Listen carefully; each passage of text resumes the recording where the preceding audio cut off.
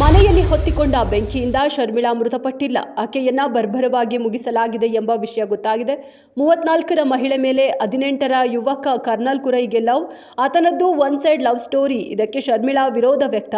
ಶರ್ಮಿಳಾನನ್ನ ಉಸಿರುಗಟ್ಟಿಸಿ ಜೀವ ತೆಗೆದು ಸಾಕ್ಷ್ಯ ನಾಶಪಡಿಸುವ ಸಲುವಾಗಿ ಮನೆಯಲ್ಲಿ ಬೆಡ್ಶೀಟ್ಗೆ ಬೆಂಕಿ ಹಚ್ಚಿದ್ದಾನೆ.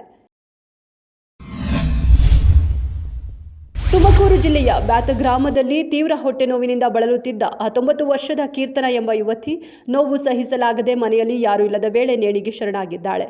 ಕೆಲಸ ಹುಡುಕಿಕೊಂಡು ಚಿಕ್ಕಪ್ಪನ ಮನೆಗೆ ಬಂದಿದ್ದ ಈಕೆ ಹೊಟ್ಟೆ ನೋವಿಗಾಗಿ ಜೀವಕ್ಕೆ ಅಂತ್ಯವಾಡಿದ್ದಾಳೆ. ಯಲಹಂಕದ ಕೋಗಿಲು ಲೇಔಟ್ನಲ್ಲಿನ ಅಕ್ರಮ ಒತ್ತುವರಿ ತೆರವು ಕಾರ್ಯಾಚರಣೆ ತೀವ್ರಗೊಂಡಿದೆ. ಪೊಲೀಸ್ ತನಿಖೆ ಚುರುಕಾಗುತ್ತಿದ್ದಂತೆ ಹೊರರಾಜ್ಯದ ಅನೇಕ ಕುಟುಂಬಗಳು ರಾತ್ರೋರಾತ್ರಿ ಜಾಗ ಖಾಲಿ ಮಾಡುತ್ತಿದ್ದು 167 ಒತ್ತುವರಿದಾರರಲ್ಲಿ ಕೇವಲ 25 ಮಂದಿ ಮಾತ್ರ ಅರ್ಹರಿರಬಹುದು ಎಂದು ಶಂಕಿಸಲಾಗಿದೆ.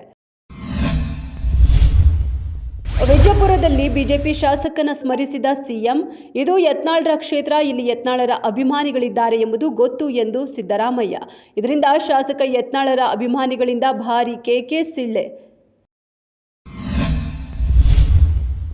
ಮಹಿಳೆಗೆ ಮದ್ಯ ಕುಡಿಸಿ ಅತ್ಯಾಚಾರ ಎಸಗಿದ್ದ ಇಬ್ಬರನ್ನು ಗ್ರಾಮಸ್ಥರೇ ಹಿಡಿದು ತಲೆಬೋಳಿಸಿ ಥಳಿಸಿದ ಘಟನೆ. ಅತ್ಯಾಚಾರ ಎಸಗಿದ್ದಲ್ಲದೆ ಆ ದೃಶ್ಯವನ್ನ ಸೆರೆ ಹಿಡಿದು ಸಾಮಾಜಿಕ ಜಾಲತಾಣದಲ್ಲಿ ಹರಿಬಿಟ್ಟಿದ್ರು.